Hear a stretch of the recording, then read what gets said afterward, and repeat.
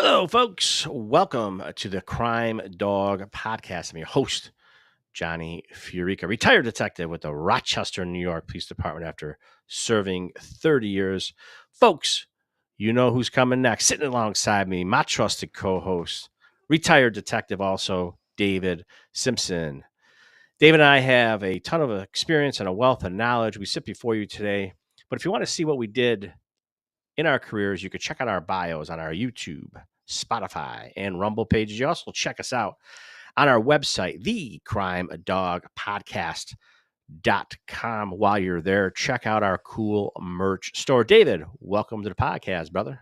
Happy to be here. Long time coming tonight, Johnny. Yeah, it has been a long time coming. And a little teaser like Danny Agnew, our super producer. I got a red hat on for a reason tonight. It is in support of my brothers and sisters in the field of firefighting, David. Why, Johnny? Well, it's funny you should ask. That's what I do. Carnival or combat? Little action happened at the 2025 Webster Firemen's Carnival, which was put on by the Northeast Joint Fire District in Webster, New York. It was festivities from July 9th to July 12th. First of all, by the way, David, I want to do this. Hats off to our brothers and sisters from the Northeast Fire District, the Joint Fire District, and all their volunteers who helped put on what I heard was a great event until the unfortunate incident where a few bad apples had to act like filthy animals and savages and ruin it for everybody, right? Apparently so. I was out of town, but I saw the videos as soon as I got back. Yeah, so over the weekend at the Carnival, a few days ago, all holy hell broke loose when a bunch of disrespectful D-bags have to ruin everything for everybody all the time. You know, they did it last year at the East Rochester Carnival. There was some mayhem also at the Hilton Fireman Carnival. And everybody wonders why we can't have nice things. Danny, roll the tape. Here we go, David. A UFC fight broke out at the Carnival. Yeah.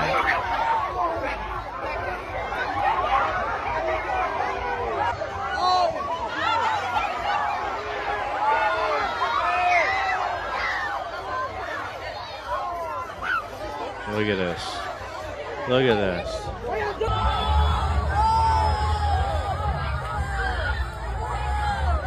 Danny, stop it as soon as the cop comes in. All right, there he is. So, David, you know, you and I, from our 100% experience, we've been involved in instances or incidents like this where there is all hell breaking loose at some event, whether it was Section 5 basketball, a street festival in the city, whether it was Park Ave Fest or any of the other festivals that they hold in Rochester. You and I have been in many of these. We've been in the middle of many of these melees. When incidents like this happen, folks, they're planned. It's meet me at the carnival, or there's past beef, or everybody knows that person A is going to be there and person B is going to be there. They do that because if they really wanted to fight, there's a place called 1 Flint Street. It's on the west side of the city. It's an old industrial. It looks like a creepy movie. All these old buildings with knocked out windows. No one will find you. So if you truly wanted to fight, you can go there, but you didn't.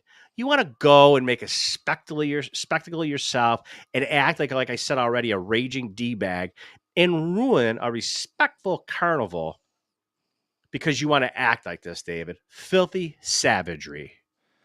100%. I want to, we commend the fire department, but the police officers that showed up did a phenomenal job. I assume it's not easy for me to identify them, but I believe it's probably the Webster police department. They're outnumbered. It's total chaos. They appear to get it under control fairly quickly. Even when they detain people, they're still combative. acting like you said, like filthy Right. animals. Yeah. And I think they call this a trend, Johnny, Yeah. with all these different carnivals. I feel like there's a trend. And my first question would be, were any of these individuals at the East Rochester Carnival? Are these people that are Right. just going around to these different carnivals and raising hell and making spectacles and being the true criminals that they are? That'd be one question I'd have. Yeah. Danny, I'm going to have you hit the tape, and then a couple seconds later, I'm going to have you stop it. So keep your finger on it. Go ahead. Run the tape.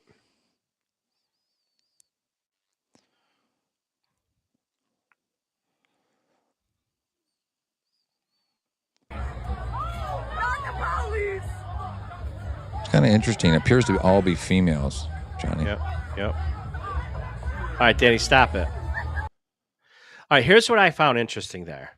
The officer, because he's at this point, he's probably outnumbered at this point. Huge. It appears he's waiting for backup to come. I don't know. We did reach out to the police chief today, but it's not like he didn't call me back. I'm sure he will call me back, but we were pressed for time. It was a last minute decision. It was at the end of the day.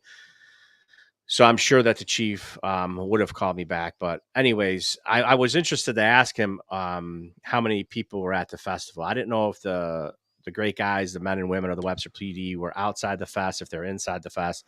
But you could tell that this officer, he's outnumbered right now because he's the only one we see in the picture, and there's multiple people fighting right now. Right. And that's a very dangerous place for him to Right. be. There's people around him, behind him, have access to his gun. It appears an individual is kind of like might be kinda watching his monitoring. back, maybe a fireman. I would be interested to know what type of security they had. Do they have outside security, or were the firemen just kind of also handling that?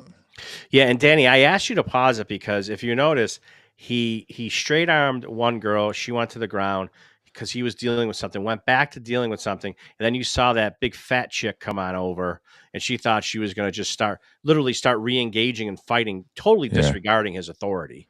But Right. that's what you get when you have chaos in a democratic city, a democratic state, because you can't disorderly conduct these people No when one they're went to fighting and jail. acting like this. Oh yeah, of course you can't, because you got to APT them anyway. Right. So you can act like a savage here. You can ruin everyone's night. You can Yeah. assault people, but you don't go to Right. jail in the Democrat-run New York State.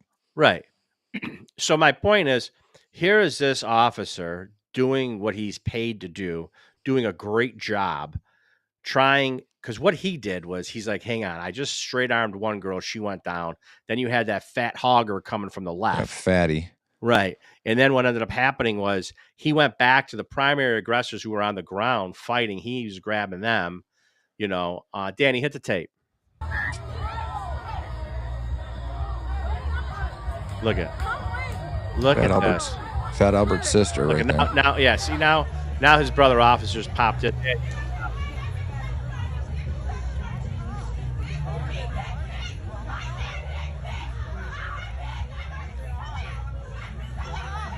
Look at that. Look at that.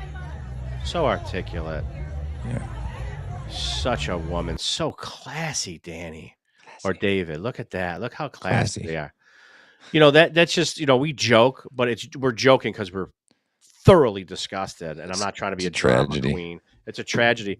We did the East Rochester Fireman Carnival last year, David. There was an issue at the Hilton Carnival. I guess they grabbed some little savages with a gun, 38, a 6-shot, and they locked him up, I think, for CPW, criminal possession of a weapon. And then he menaced somebody, and they locked up another kid for menacing too. That was Sheriff Baxter's boys out in Hilton. I haven't confirmed this, have not confirmed this, but I do have it on a good source, that being my wife, because she listens to everything and reads everything. She said that the Spencerport Carnival went heavy on security this year and less on the advertisement. They saved some advertising money and they went heavy on security.